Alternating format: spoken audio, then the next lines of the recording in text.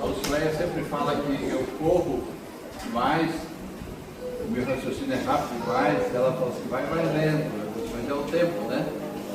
Mas me ofereceram no domingo que vem também para poder terminar. Eu vou tentar terminar hoje, se não conseguir terminar, eu termino no domingo que vem. Eu gostaria de ler aquele mesmo versículo, daquela pergunta que Jesus faz para Pedro, quando ele diz, Simão, filho de João, amas-me mais do que estes? Simão, filho de João, amas-me mais do que estes? Eu estou certo que o nosso posicionamento daquilo que é de Deus, sem dúvida nenhuma, está intimamente ligada ao nosso amor por Ele. Como nós lemos, aquele que nós não vimos, mas nós cremos e nós amamos. Nós vimos na história da igreja como é que isso foi passado de pessoa para pessoa e quantas pessoas na história tiveram seus corações ardendo pelo Senhor, pela sua palavra, pela sua vontade, e nós vimos isso mostrado em todo o tempo. Nós falamos ontem, no domingo passado, sobre aqueles grupos que já existiam aqui embaixo, no plano normal, longe da igreja oficial. No nosso primeiro estudo nós vimos a igreja oficial, nós vimos o cisma do Oriente, depois nós vimos a reforma protestante, tudo que aconteceu lá no alto. Mas cá embaixo foi mostrado pela história que havia grupos que eles se mantinham desligados de todas essas coisas. Nós vimos sobre os modernistas, vimos sobre os donatistas, ou seja, nós fomos trilhando aquilo que sem dúvida nenhuma impactou a vida daqueles reformadores, e eles começaram a pensar no que eles estavam praticando e questionando isso em relação às Escrituras. Veio a reforma. Então, nós vimos Lutero, ele colocando as suas teses ali, logo depois o seu pupilo abrindo espaço na Suíça com uma estruturação teórica da religião cristã, que foi Calvino, e normalmente nós olhamos aquele rompimento com o catolicismo e nós falamos assim, não, nós somos protestantes. Não, de fato nós não somos protestantes, porque nós não protestamos nada com relação à Igreja Católica. Pelo contrário, nós nascemos depois de tudo isto e, pelo contrário, nós rompemos com os protestantes. E nós precisamos entender isso para saber qual é o nosso papel na história. Quando nós pensamos na Igreja dos Irmãos, essa visão, sem dúvida nenhuma, não é o início da forma como nós nos reunimos, porque isso está nas Escrituras. Mas nós vimos um grande movimento de Deus numa busca de romper com os laços religiosos e trazer a simplicidade do Evangelho e a simplicidade da forma de reunir. Então, muitas vezes nós somos chamados na história dos irmãos de Plymouth. Se você olhar os livros de teologia, muito antes de Assembleia de Deus, de todos esses movimentos atuais aqui, você vai ver nos livros de teologia a menção sobre os irmãos de Plymouth. E realmente aquilo que eles fizeram gerou uma mudança do mundo todo entre os crentes, porque voltou-se às Escrituras e foi, de alguma forma, foi colocada isso de forma estrutural. Lembrando, Reforma Protestante, 1517. Trabalhamos bem sobre isso. Agora, depois da Reforma Protestante, nós vimos a história dos anabatistas. Se você olhar nos livros, você vai ver que os anabatistas, eles foram perseguidos em toda a sua história, tanto pelos católicos romanos, como também como os protestantes. todos eles estavam incomodados com essa turma chamada anabatistas.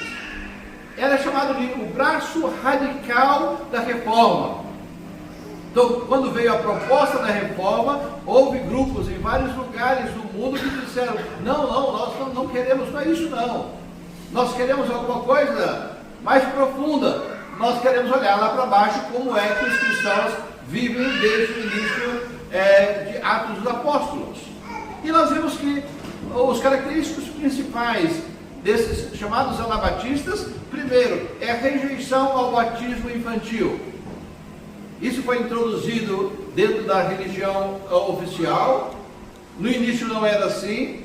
Nós vimos os batistérios que a arqueologia mostra desde o início. E agora, quando vem a reforma, ali dentro surgem irmãos que dizem, nós não queremos isso, o batismo infantil. E nós queremos uma igreja só de crentes conscientes.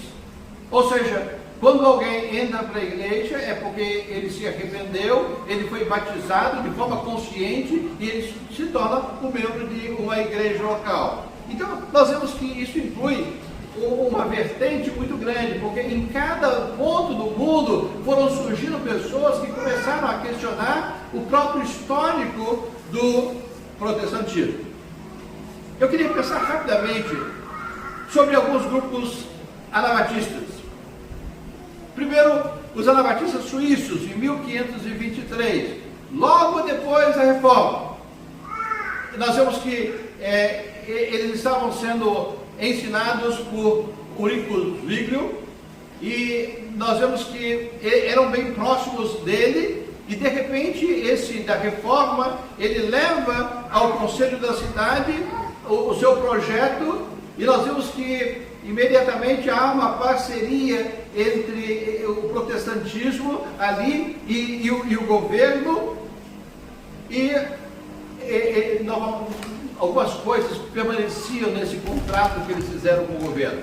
Primeiro, manutenção do batismo infantil por motivos sociais. A igreja chefe pede, o Estado pede, nós vamos nos submeter. A igreja, ela continua ligada ao Estado e ela é considerada por alguns como uma traição. Nós não somos igrejas estatais. Nós não queremos mais uma ligação como Estado, como houve no catolicismo, como houve nas igrejas do Oriente, como houve nas igrejas protestantes. Quando nós estudamos o protestantismo, nós vemos que as igrejas geradas pela reforma protestante, todas elas eram apadrinhadas pelo governo, eram assalariadas pelo governo, eram controladas pelo governo. Quando nós pensamos em Calvino pelo governo da Suíça. Quando nós olhamos Lutero pelo governo da Alemanha. Ou seja, eles viam e eles ditavam as regras de como é que deveria acontecer. Então, gente de dentro ali disseram, não, nós não queremos isto. Nós não queremos a manutenção do batismo infantil e nós não queremos uma igreja ligada ao Estado. Note aqui que esse grupo em Zurique, ele... Problemas técnicos.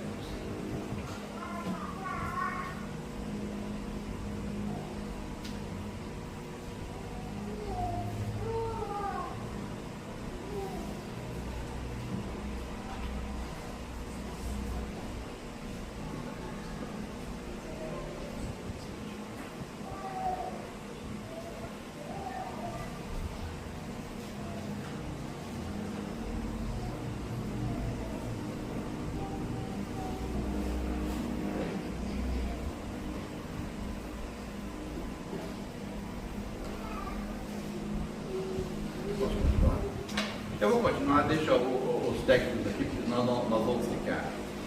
Esse grupo foi um dos grupos que foi perseguido pela Igreja Católica. Ele foi perseguido pelos...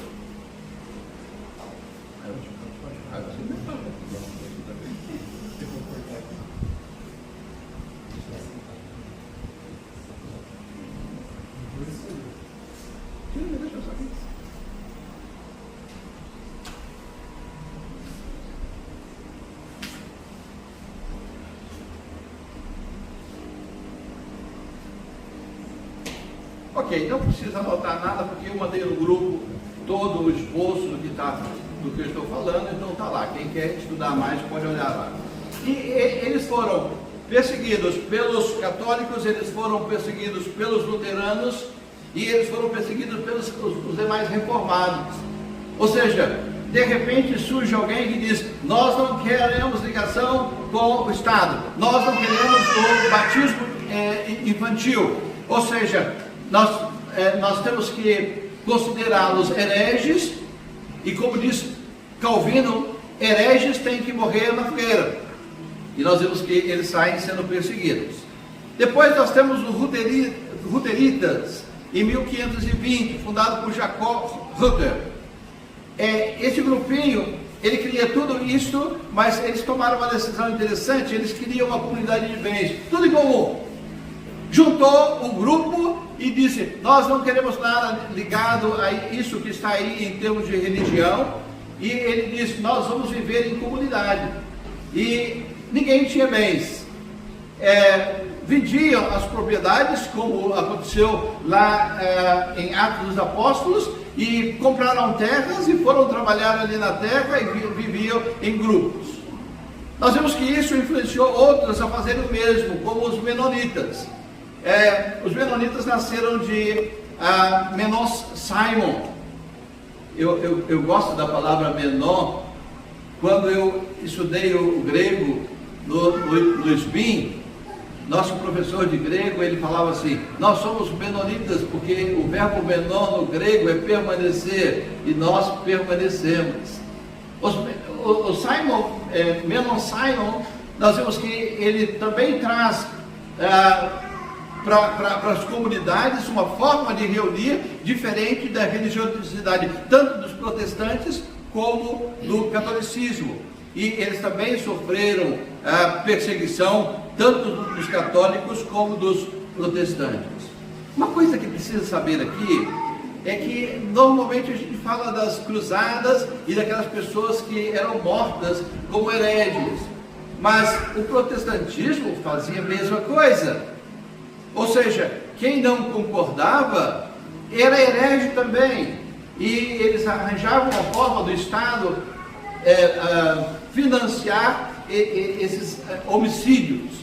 Depois dos Menonitas, nós vemos o grupo Amish.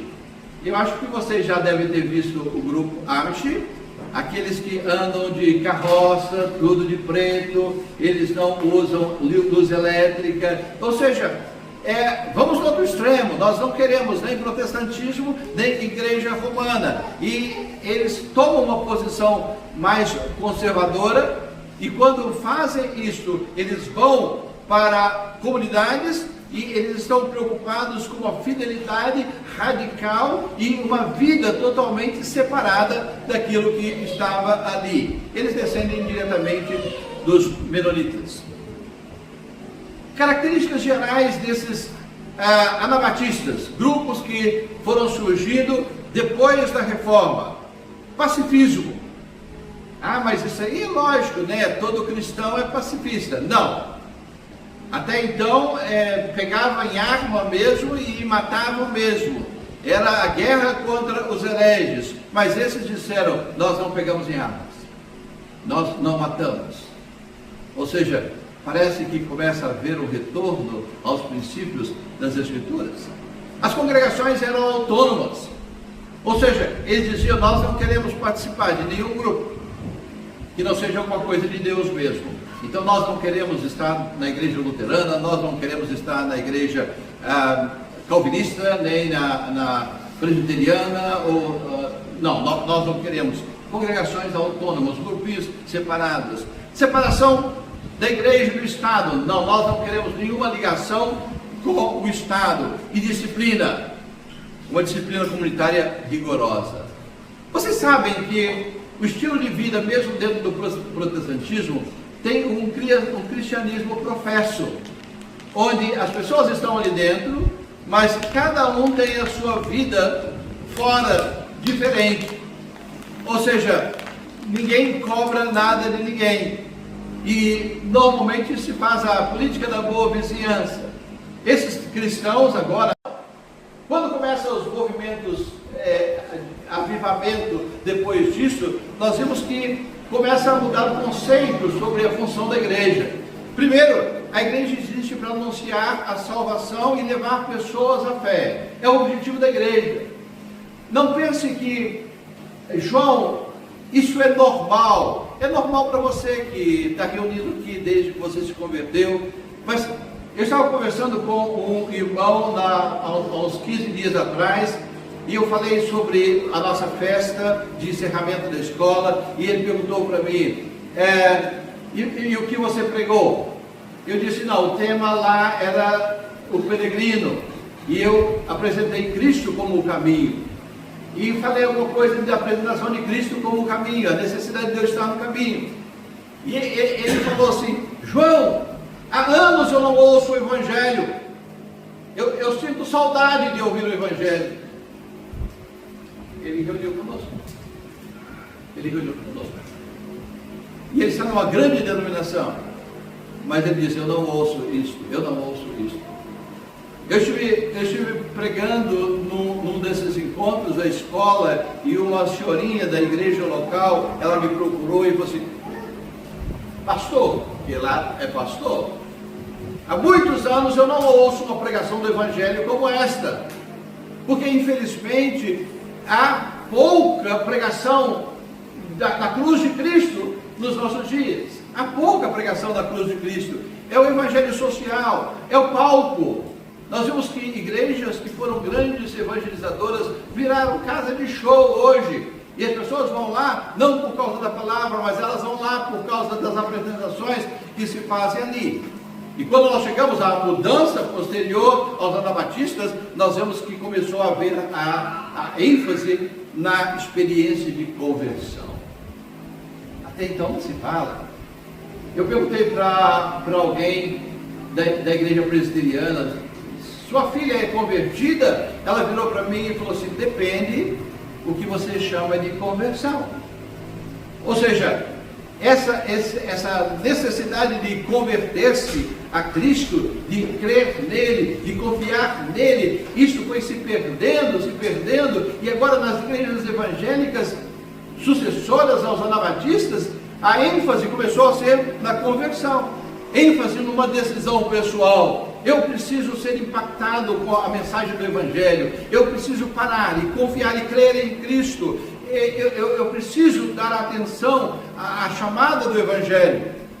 Começou a ênfase a pregação, não uma pregação intelectual, não, pregação do Evangelho. Quem não crê está perdido, você está no seu pecado, você só pode ser salvo se você confiar em Cristo.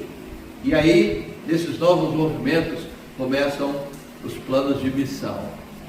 E aí começam, nós precisamos colocar esse Evangelho conhecido em todos os lugares.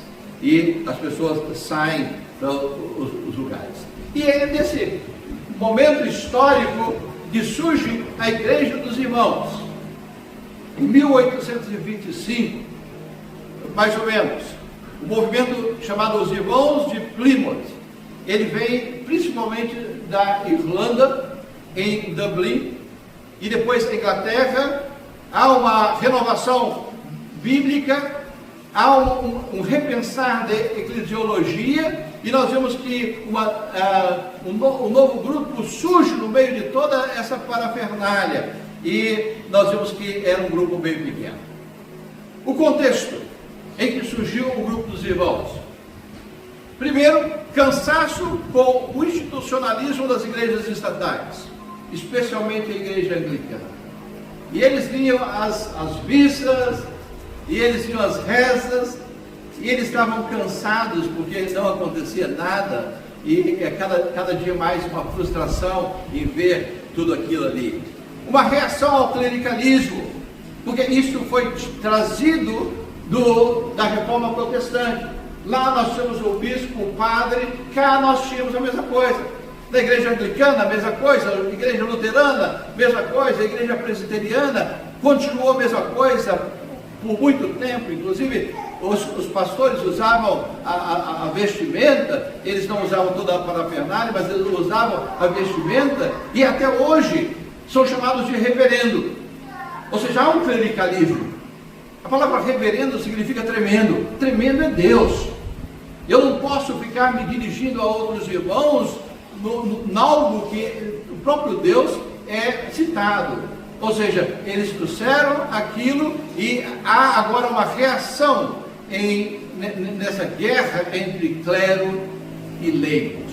Clero são os oficiais da igreja e o leigo, a gentalha que vai lá e vai só ouvir. Há um forte avivamento bíblico e missionário no mundo anglo-saxão. Precisamos pregar. Nós não podemos ficar presos nisto.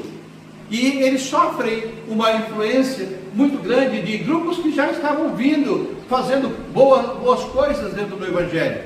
Por exemplo, vocês podem estudar mais aprofundadamente em casa, o pietismo, os morávios. Alguém citou os morávios aqui um dia desse? Nosso irmão lá. Os morávios, sem dúvida, influenciou o grupo dos irmãos e o puritanismo também.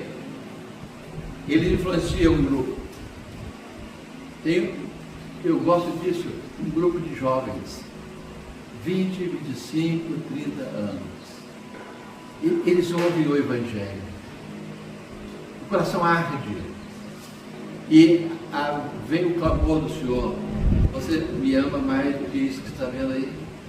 Amas-me mais do que esses? E nós temos que eles tomaram uma decisão.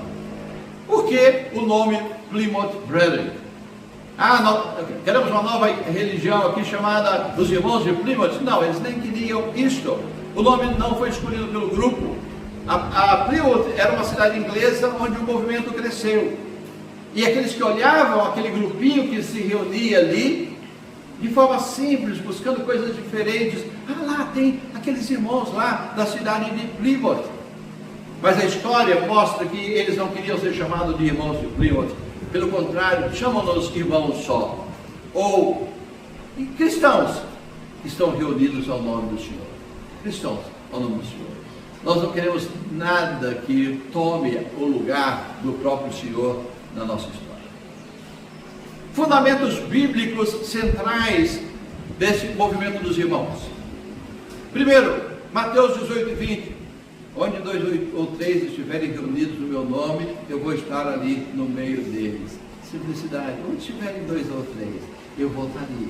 Era a promessa do Senhor. E quando nós nos reunimos, eu sempre fico na minha mente fértil, pensando, onde está o Senhor? O Senhor está no nosso meio. Porque nós estamos ligados a Ele. Nossa reunião aqui não é por causa da nossa denominação, não, nós estamos aqui ligados com o Senhor. E eles queriam se reunir ao nome do Senhor, a presença do Senhor. Depois Atos 2, 42, e eles perseveravam na doutrina, da comunhão, no partir do pão. Nós queremos isto, queremos manter comunhão, não queremos simplesmente ser religiosos, como estava apontado as igrejas, as denominações anteriores.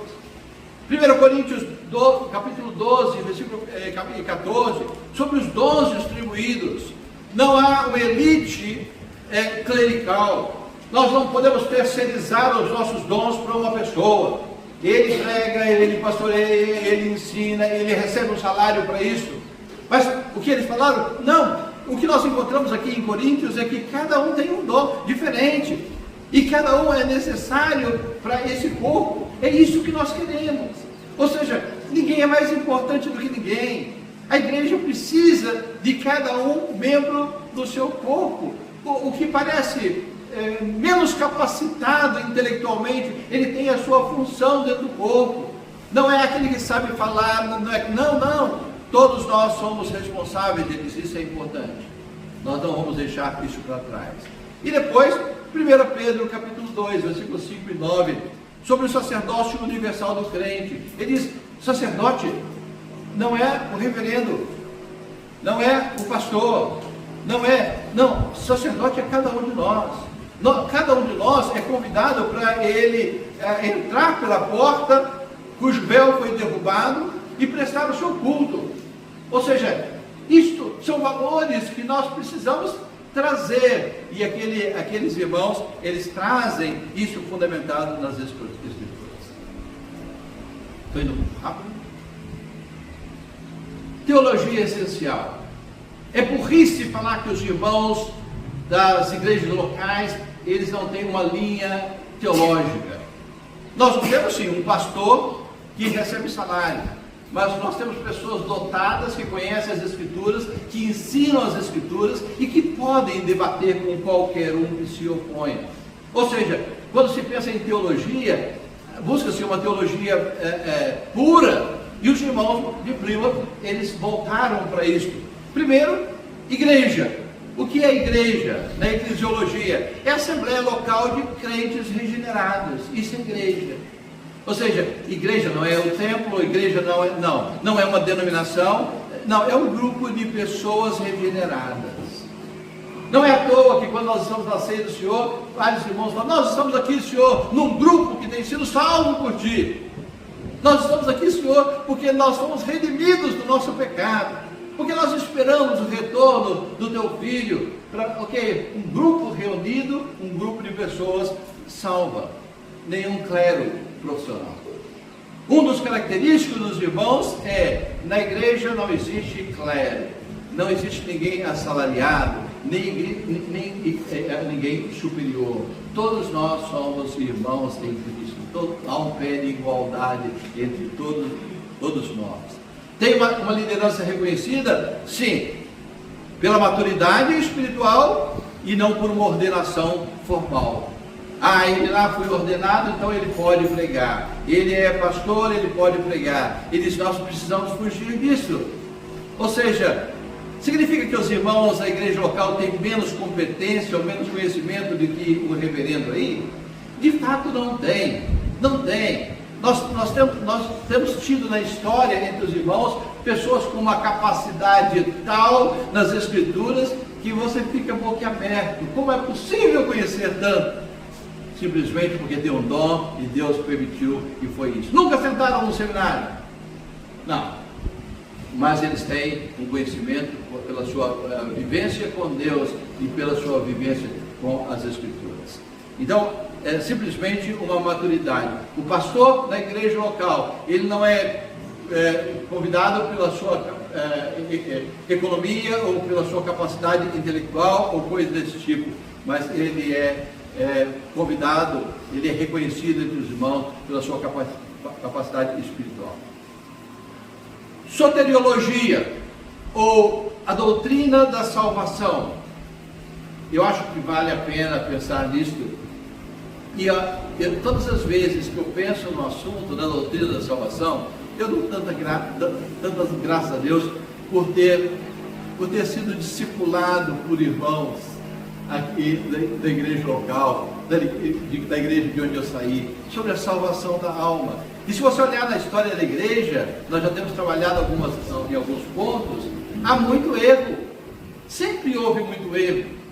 Começa o erro lá atrás, dentro da igreja formal, em Agostinho, onde se não batizar pequeno vai para o inferno. Depois no catolicismo, se você pecou, você paga um pouco para a igreja e a gente perdoa o seu pecado. Depois vem Arminiano, que diz, olha, tudo está na sua mão, a decisão está na sua mão. E depois vem o calvinismo dizendo, esquece tudo, todo mundo é predestinado ou para o céu ou para o inferno. E sempre houve essa questão, mas foi resgatado entre os irmãos de Plymouth, primeiro, a salvação pela graça, mediante a fé. Parece tão normal para a gente, mas foi tão difícil para entender, o mundo cristão entender isso. Salvação pela graça, mediante a fé. Não é a fé que Deus nos obriga a ter, é uma confiança que nós colocamos nele, quando o Espírito Santo nos ilumina, nos faz entender onde é que nós estamos, o perigo pelo qual incorre a nossa alma. E quando se pensa em soteriologia, nós vemos a forte ênfase no novo nascimento. Importa nascer de novo. Se você não nascer de novo, você não pode ver o reino de Deus. E todo aquele questionamento, mas como é que eu posso nascer de novo? Ele diz, é pela ação do Espírito, é pela reação da palavra de Deus, a água e o Espírito movendo as pessoas. Isso faz com que as pessoas percebam o seu estado e podem nascer de novo. Como diz a palavra em Salmos, e na tua luz eu vejo a luz. E colocamos a ênfase no novo nascimento. E é por isso que nós lembramos a nossa conversão. Quando nós estávamos andando nas nossas desculpas, nas nossas justificações, ali, e de repente nós enxergamos o nosso pecado. E quando nós vimos o nosso pecado, nós não vimos outra saída a não ser Cristo. A palavra de Deus, ela bate no nosso coração de uma forma tão poderosa que nós não conseguimos negar. É render-se diante de Cristo ou recebê-lo. E nós lembramos quando nós vimos aquela situação. Eu me lembro da minha experiência, quando eu orei, ouvindo uma pregação: Senhor, se tu salvas dessa maneira uma alma, eu quero ser salvo nessa noite. Ou seja, quando se pensa na doutrina da salvação, eu não sou salvo pelo batismo. Batismo não salva ninguém. Você pode ser batizado e ir para o inferno. Uma igreja não salva ninguém. Uma denominação não salva ninguém. Não, é a fé em Cristo Jesus. Quando você ouve a palavra e ela bate no seu coração, aplicada no seu coração pelo Espírito Santo de Deus, e você se rende a Cristo Jesus. Que preciosa, que teologia essencial. Depois vem na teologia a questão das Escrituras. Nós temos que lembrar que até então vinha a igreja era o berço, o útero onde se nascia os cristãos, mas eram as Escrituras mais as ordens do Papa, mais a prática da igreja, mais era a Escritura e mais alguma coisa, Escritura mais obediência, Escritura mais alguma coisa. Ou seja, quando Lutero faz o seu questionamento, que nasce o termo só as Escrituras, é precioso isto, é um entendimento precioso isto, somente as Escrituras. E os irmãos dizem, somente as Escrituras e de forma radical, é só a palavra, não tem a palavra mais alguma coisa, mais uma declaração, mais um credo, não, é somente a palavra.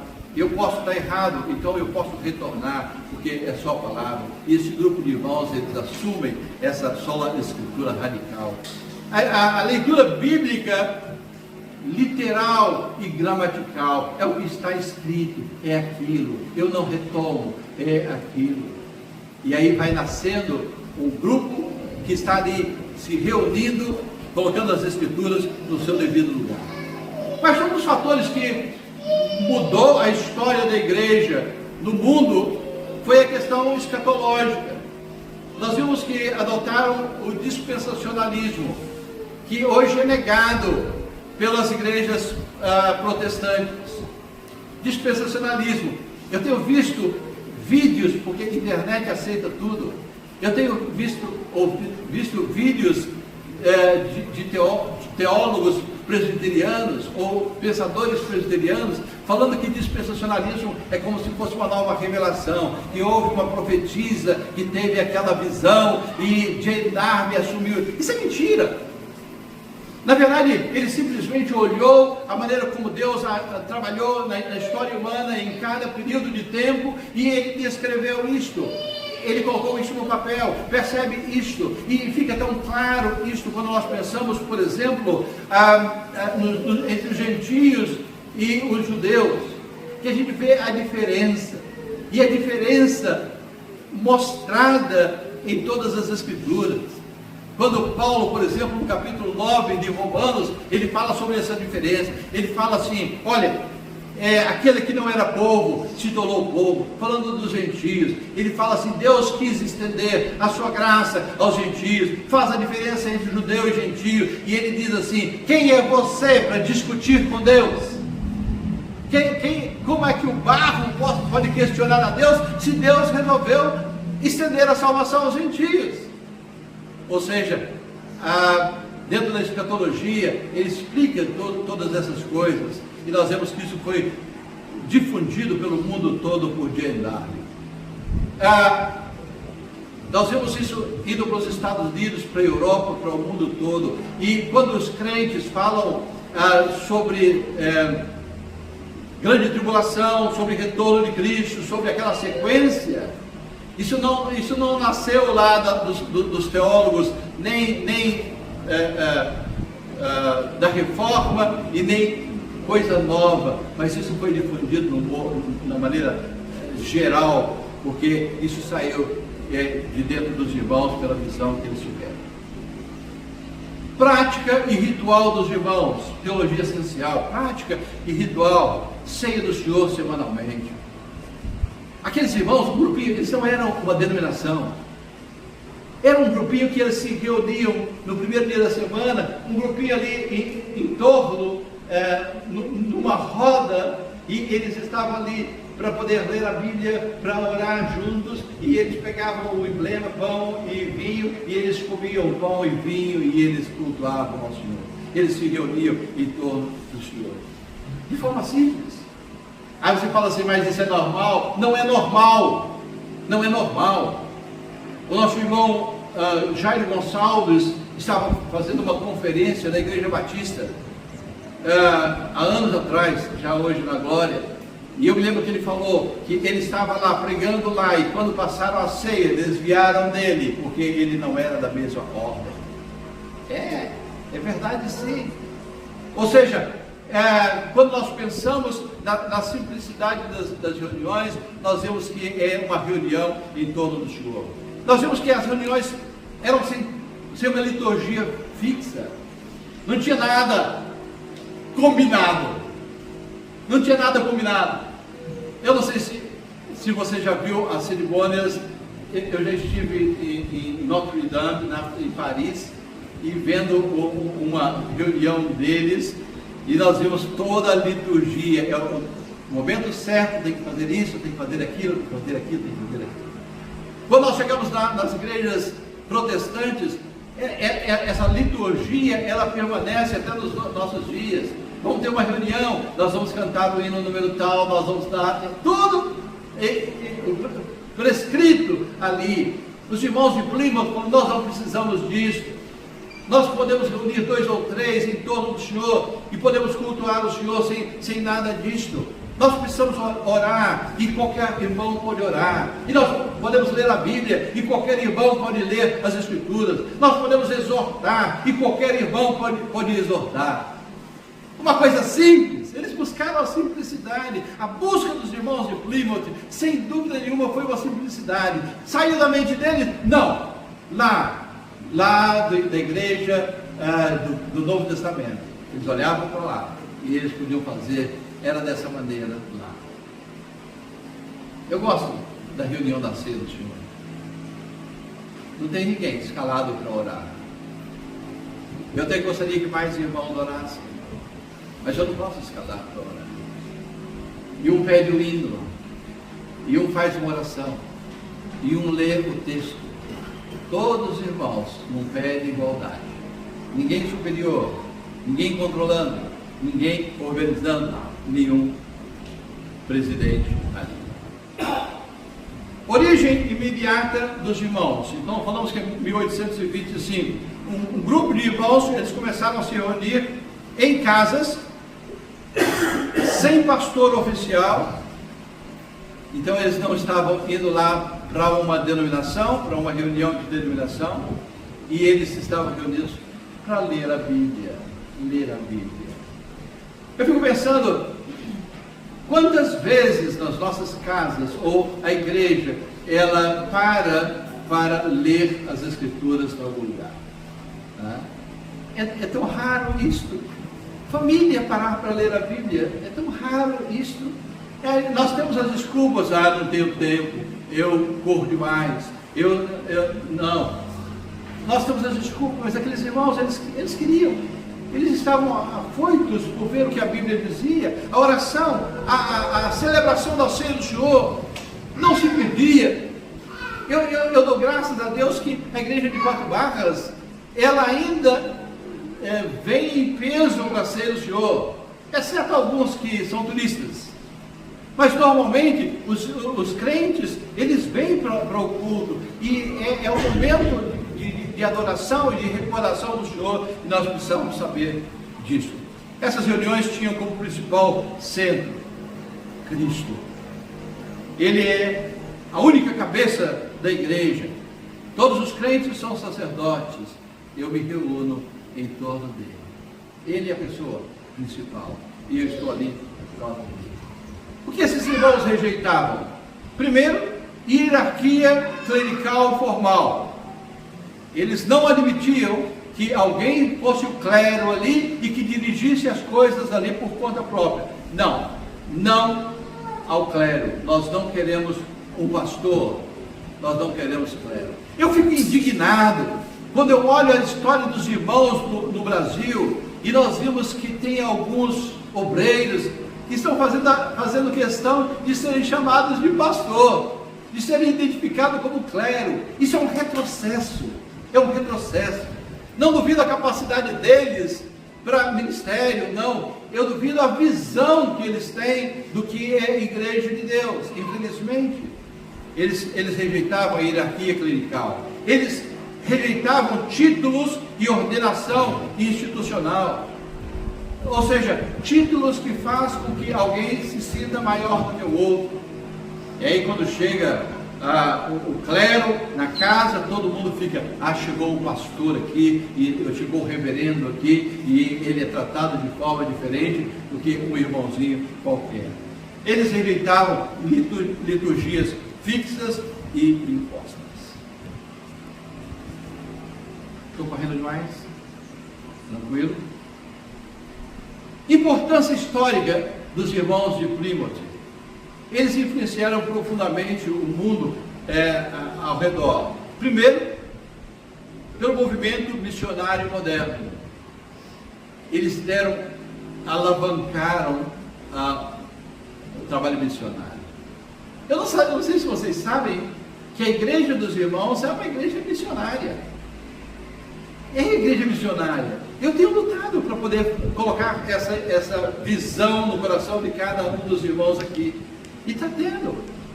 Por exemplo, nós não mandamos para a obra missionária menos do que 15 mil reais já há um ano. Ou seja, todos os meses. E sempre tem sido mais. Esse mês nós mandamos 16.200 reais para missionários, onde nós não poderíamos estar, mas que tem pessoas lá que estão pregando o evangelho. Nós queremos participar juntamente com eles. Ou alguém que já está acamado, doente, e que precisa do amparo, estamos lá e nós vemos esse movimento missionário acontecer. Logo depois, 1825 e 1800 e alguma coisa, nós vimos que o mundo todo começa a receber pessoas para pregar o evangelho, inclusive o Brasil. Eu não sei se vocês sabem, no Brasil, nós fomos a segunda igreja evangélica a colocar os pés no continente, no país aqui, no Rio de Janeiro. O primeiro deles foi a igreja presbiteriana e depois veio a igreja dos irmãos ali. O dispensacionalismo evangélico, hoje nós compreendemos aquela aspiração dos crentes pelo retorno do Senhor Jesus, foi revisto pelos irmãos. Lembra de Tessalonicenses? Quando os irmãos caminhavam diante do ensino de Paulo e eles ficavam aguardando o Senhor Jesus voltar dos ares, a vida perde o sentido para eles estão esperando o retorno de Cristo. Isso foi trazido à tona novamente. Isto não existe nas denominações. Essa expectativa do retorno de Cristo no protestantismo não existe.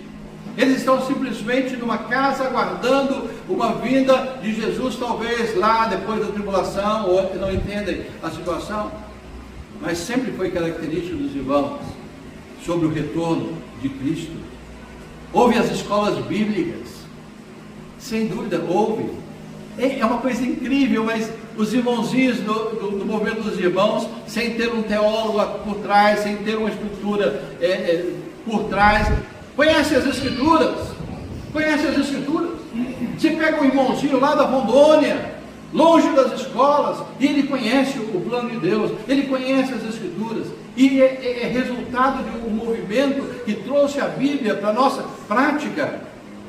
Os irmãos sempre se preocuparam. Eu me lembro quando eu era jovem, nós saímos de São Bernardo e íamos para a Vila Clementino, 15 dias de ônibus, porque nós não tínhamos carro, nós íamos de ônibus para poder ter escola bíblica. Eram 3 pregações todas as noites, e nós ficávamos aguardando aquele momento para poder estar na escola bíblica de Samuel, para aprender. E eu dou graças a Deus por todos os homens de Deus que Ele colocou ali como ensinadores, para nos dar toda a visão que temos hoje. Agora, quando eu estava em Vila Beatriz, nós começamos a igreja, a escola bíblica ABC. Lá era uma semana, nós achamos que 2 semanas era pouco em São Paulo. Nós fizemos mais uma semana de estudo bíblico em Vila Beatriz, e era uma igreja que cabia 100 pessoas, e 100 pessoas estavam lotadas lá, com 2 reuniões, um cafezinho no meio, para estudar a palavra de Deus. Escola bíblica. Agora em janeiro eu vou estar em Vila Beatriz, uma semana, todas as noites, com estudo bíblico. Ou seja, há um interesse em conhecer as Escrituras, e não simplesmente dizer amém para o que é imposto para as religiões.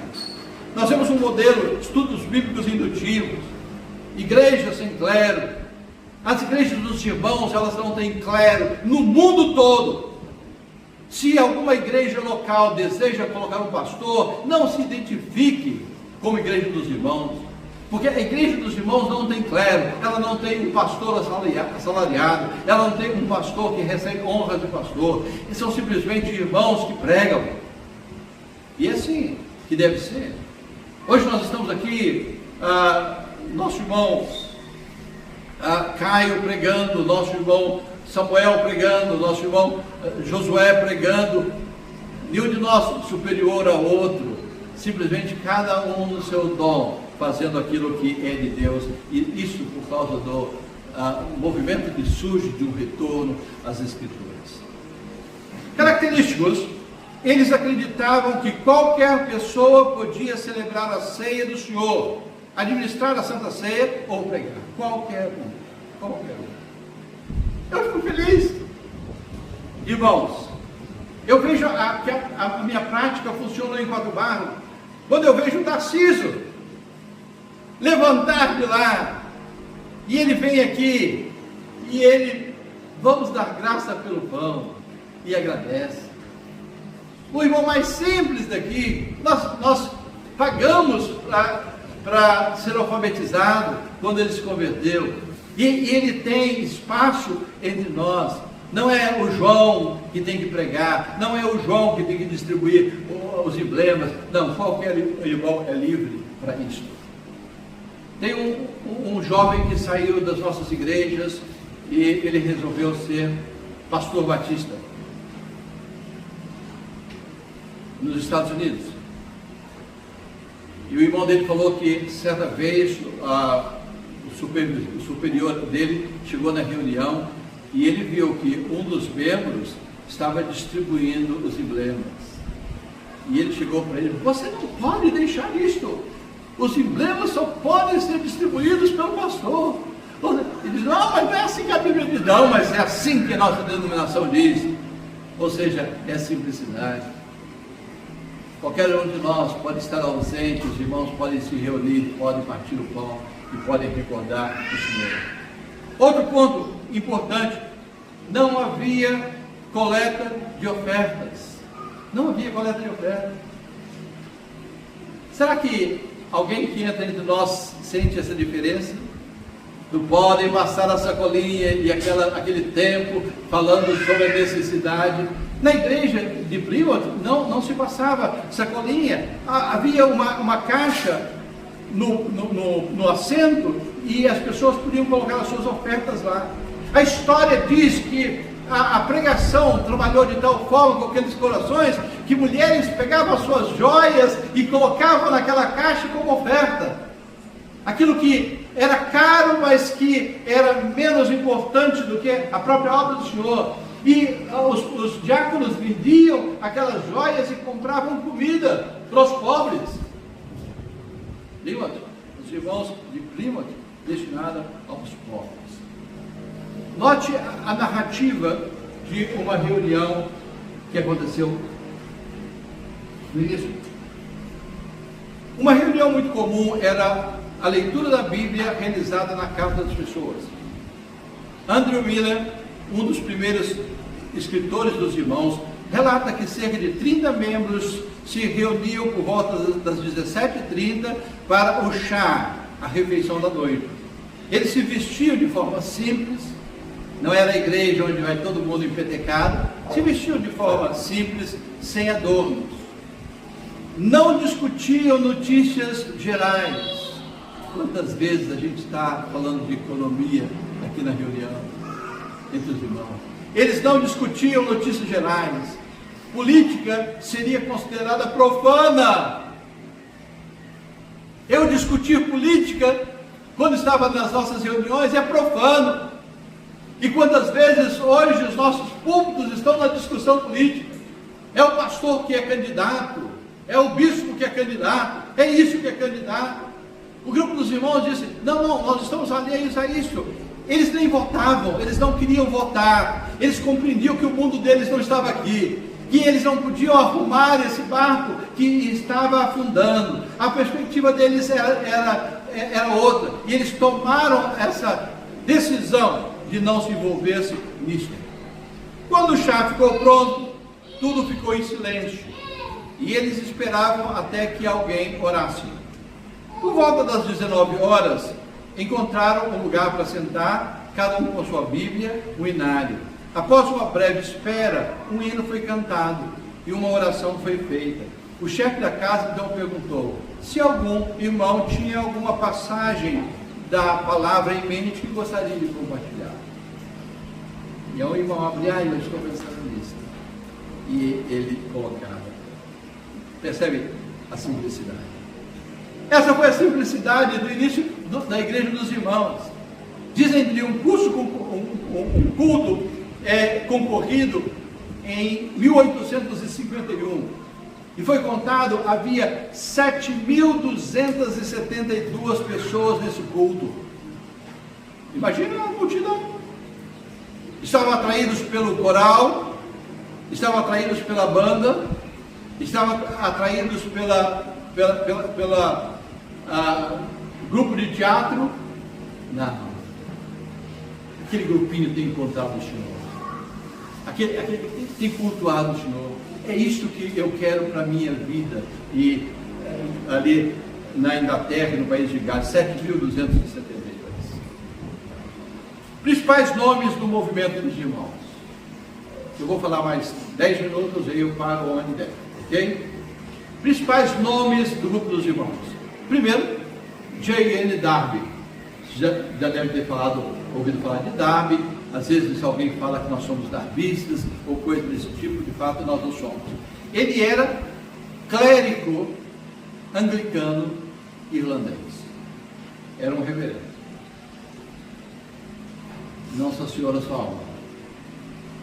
Ele deixa isto quando ele vê aquele grupinho reunido. É o principal teólogo e ele é o organizador do movimento. Foi ele, todos estavam fazendo e ele põe isso no papel. Como é que é feito isto? E ele desenvolve na eclesiologia uma congregação sem clero. Ou seja, eu sou reverendo, não sou mais. Não sou mais. Caminho, eu deixo tudo isso, porque eu quero só me reunir em torno de Cristo com os outros irmãos. Escatologia dispensacionalista, ele que desenhou isso. Eu acho que a igreja de Quatro Barros precisa levantar alguém que dê um estudo sobre dispensacionalismo. Defendia uma separação radical de qualquer sistema eclesiástico que não fosse bíblico.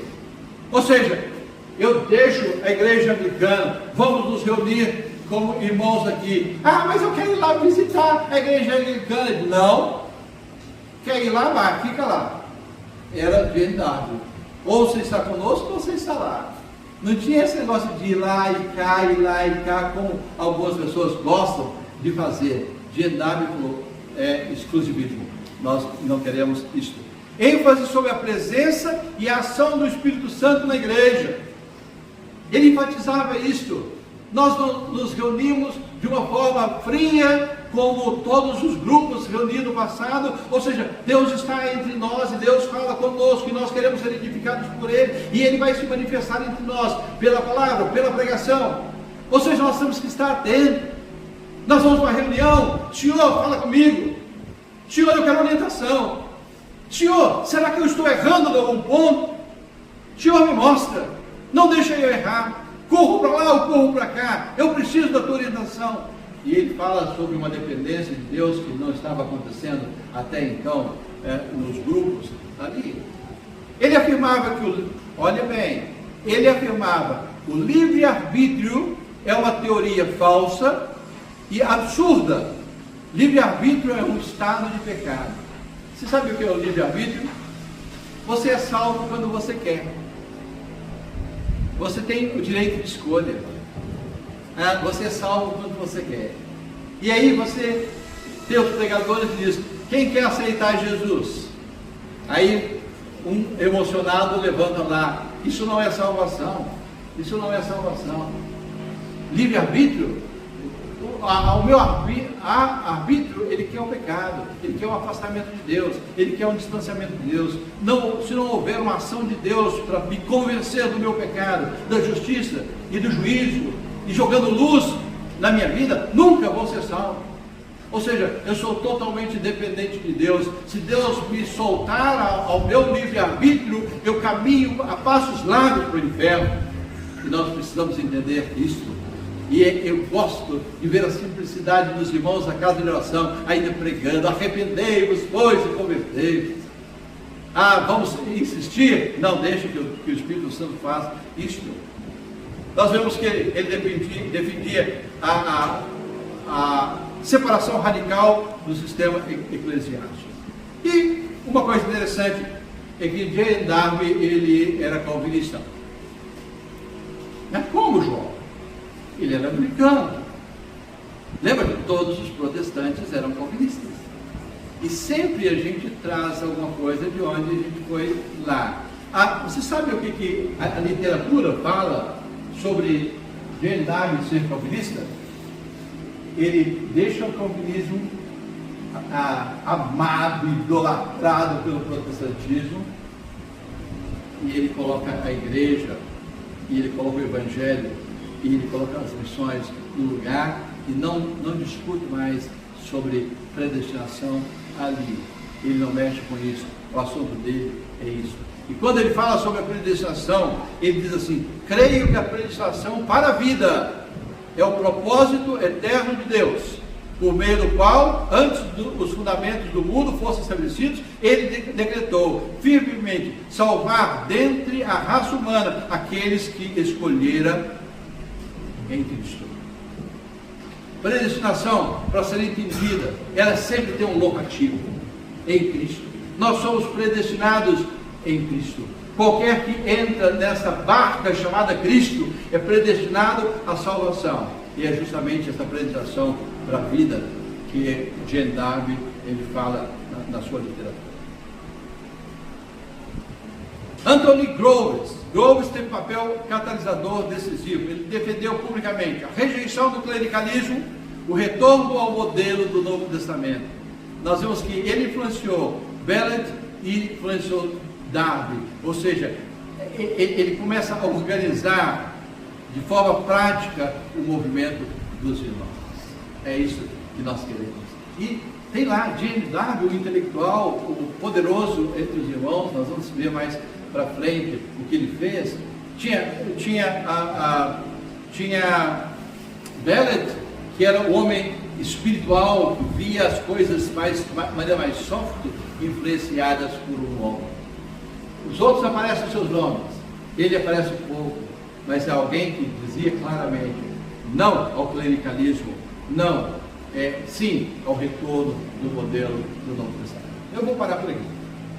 Nós vamos falar depois sobre mais alguns nomes, sobre Bellet, sobre George Miller e algumas diferenças entre eles, uma divisão entre eles. Nós vamos falar ainda a entrada do movimento dos irmãos no Brasil, como foi, quem trouxe e o que eles creem, descrever o que eles creem.